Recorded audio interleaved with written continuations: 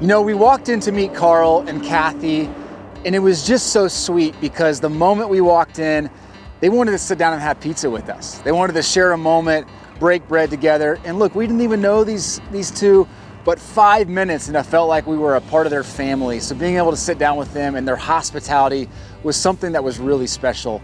All because we connected over little pieces of cardboard with sports figures on it. So sweet. Well, the city of Whitefish, Montana is got to be one of the most prime locations for recreation opportunities, quality of life. If one loves the outdoors, from fly fishing to skiing to boating to biking, you have it here in Whitefish. So tell me a little bit about the cards. I mean, I can't wait to dig into these with you. Sure. These your father's cards? These your cards? I will start with how I first started collecting cards, how I was reminded by my mother, who's 100 years old. I asked my mother if she had kept the box of cards that I had in a bedroom or closet. She says, oh yes, everything's in that closet, in the old bedroom closet, in those boxes. I haven't looked at them for years, so whatever's there is there. So when you see these, I mean, what kind of, what memories come back when you open this book? When I open this book, I put myself back in my bedroom in Garden Grove, California, where I had pennants on the walls. It does stimulate memories, very pleasant memories of my childhood, and that's great. Especially at 75, you want to always look back and see what great things occurred during your life. The junior high school that I went to, which would have been 1959 to 1961, our principal, his nephew, was Duke Snider. So at all of any of our awards banquets and so forth, Duke Snider would come and make a presence. Wow. And there's a base hit, number 2,000 in his career for Duke Snider. The Duke of Flatbush, Duke Snider, going to your middle school? How great would that be? Duke Snider, amazing player for the Dodgers in the 50s and the 60s, won 2 World Series with them, 1955, 1959, 400 home runs, 8-time All-Star, Hall of Famer in 1980. Man, I'd love to be a kid in that school. This is one deep to right, way back there, going, and it is all gone for a home run for Duke Snider. That is number 400 for the Duke. The 400th home run of his career, hit here at Crosley Field in Cincinnati. 59 tops would have been, how old would you have been at 59? 12. Okay. Well, so that's probably the gold 11. for you yeah, collecting. 11. I turned 12 in 59 is October, so I've been 11, Yeah. So, So a couple of things I'm already going to recommend. Sure. I brought some penny sleeves for you. We're going to put some of these good guys. We'll slip in some penny sleeves and then put it back in, protect them. Thank you. It was just neat to go through and say, hey, Karl, some of these cards, man, like we got to put these in better sleeves, and these are more valuable than you think. And I think even he, as we were talking through it, realized, my goodness, some of these cards were better than I even thought. And it was just neat to be able to do that with him today. That Campanella is incredible. So who was your guy? I mean, your mom said you were a Mantle guy. Yeah, I was a Mantle guy. Being a Dodgers fan. Dodgers fan, Koufax. And an unknown player, Norm Larker, who you never heard of, was the first baseman. And for whatever reason, that was my guy. And then he was, I think one year he finished in second place in the batting title to Dick Rote. But I am not that in tune to what, I mean, obviously, there are some cards that you know are of better value, but he was looking at some cards that I wouldn't have thought had any value or as much value. This is me, right? This is me. What I would do is, obviously, I would put some of these in some sleeves. And there's probably 5 in here that I would grade. Send to grade for you. And we could figure out how to do that for you. Even if they come back as a 1. You want these encapsulated. So after exchanging a couple emails over the past few weeks, we decided that it came down to really him potentially selling to me or him holding on to give to his grandkids. And when I see something like that, the tendency, I think for a lot of people, is maybe to gravitate towards finding a way to buy the cards because there was a lot of really good stuff. I love seeing guys that have emotional attachment, that want to pass them down to the next generation. And so I just said, hey man, why don't we come out and let's talk through your collection. Let's find the stuff that's valuable.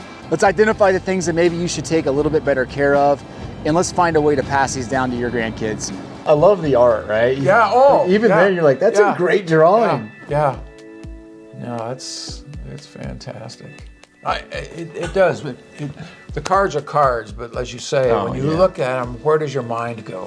Where does your heart go? Yeah. You know, and it goes so many different places, but I'm just fortunate to have been raised by a wonderful pair of parents in a wonderful environment. And that's kind of what it hits it. You know, my father worked his tail off and to make sure that we had a good upbringing and a good experience. So that's what that reminds me. It was probably more about acquiring a full set or a full team. I'm going to go back and think about, they had checklist cards and you would check off if you had cards, or if you had a favorite team. Jim Brown rookie. So back when this card came out, this Jim Brown is unique. I haven't seen many of these in the wild. This is one of those cards where, as a sports card collector in general, especially as a guy that likes football cards, this is a card you want in your collection.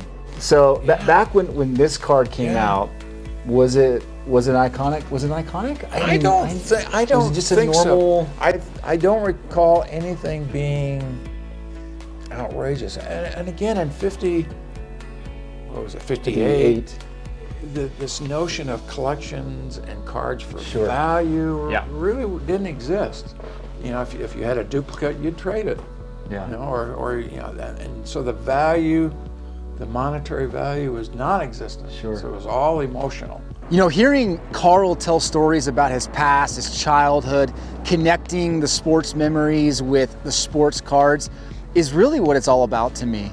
Because as we deal with our younger generation and they start to identify players and memories for themselves, you realize that even 70 years ago, these little pieces of cardboard connect people to memories that are so important to them and their sports history. Like modern day sports cards, and they've taken off and they're overprinted beyond belief.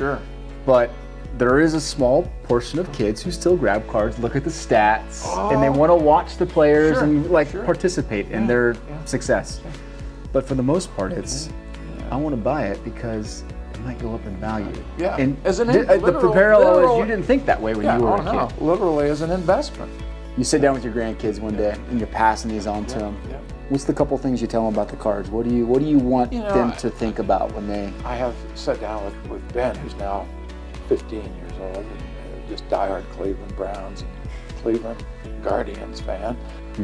Just knowing that he has an interest in sports and he participates in sports, focused on being successful academically. You're thumbing through them, and I think about stuff, and as you're asking the question, it does jog memories of going to sporting events and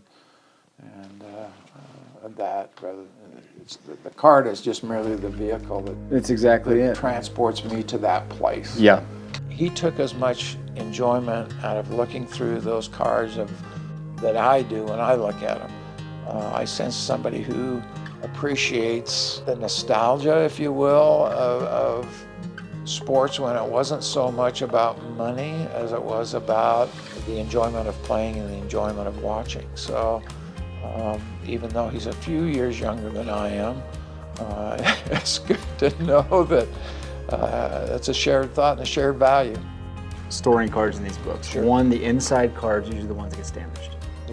Inside, because you end up flipping these and you bend that corner. So anything on the inside or outside, like Jim Brown's, I moved into the middle. Okay, so I put some sleeves on them. Every Jim Brown will put a penny sleeve, slip it in. So next time your kids grab it or you grab it, you can grab it with a sleeve. Feel good. So when you grade cards, right? They look at a couple things. You probably already know this. No, I literally have not done any research with grading. Yeah. So let me give you a crash course in like 1 minute. Sure. So they look at four things. So for instance, this Jim Brown, when you send in a PSA or SGC, they're going to look at, okay, how is it centered? And you can tell that's not centered well, but it's centered good. For a vintage card, that's centered pretty good. They'll look at the surface. They'll take it out and they'll say, okay, did you, as a kid, write with the pen, scratch it, and to your mom's credit, your surface on your cards is outstanding. Like I'm serious, a really good surface. They'll look at your edges, which, I mean, what are we at? 60 years old? This is a 60-year-old card? You know, that's a good edge. Wait a minute. I feel my beard turning grayer as we speak. The edges here look better than your edges, okay? But no, I mean, look, your corner, they look at edges, corners, surface, and centering. Spectacular cards. I would say most of your cards are probably 3 to 5. Okay. Which, I mean, for a Jim Brown rookie. Okay. Sweetheart, book that trip to Europe. You know, we're on this journey looking for cardboard and looking for stories about cards. And a lot of times I'm hoping I get to go in and purchase great collections, add them to my own, resell, connect the cards to other buyers. But when you find a situation like this where you're able to help somebody bring back memories of their collection and then figure out the opportunity to pass them down within their family, that to me makes it all the more worthwhile. And I couldn't be more excited to be a part of Karl's story today with this cardboard. Give your mom a call. And say, I do it. You are amazing. It sounds strange, but I call her every night. Oh, that's amazing. I started collecting in 1952 or 53, and I would fight with the next door neighbor boy over a Mickey Mantle card. And as I would realize the value of that card today, at least I fought for something of worth, number one. Number two, I probably lost the fight because I don't have the cards. But next time we're going to go fly fishing. Yes. You teach me how to fly fish, I'll grade your cards for you before you give them to your kids. Okay. So we'll send them in together. That's what we're going to do. So there's no guarantee on catching. I'm not going out to do that. I'm going out to hang out with you. Well, Karl, it has been amazing. Well, it's seriously. He is one of those guys you could sit back, have a drink with, and just listen to him tell stories all day. This is just the type of guy that I love talking sports and sports cards with.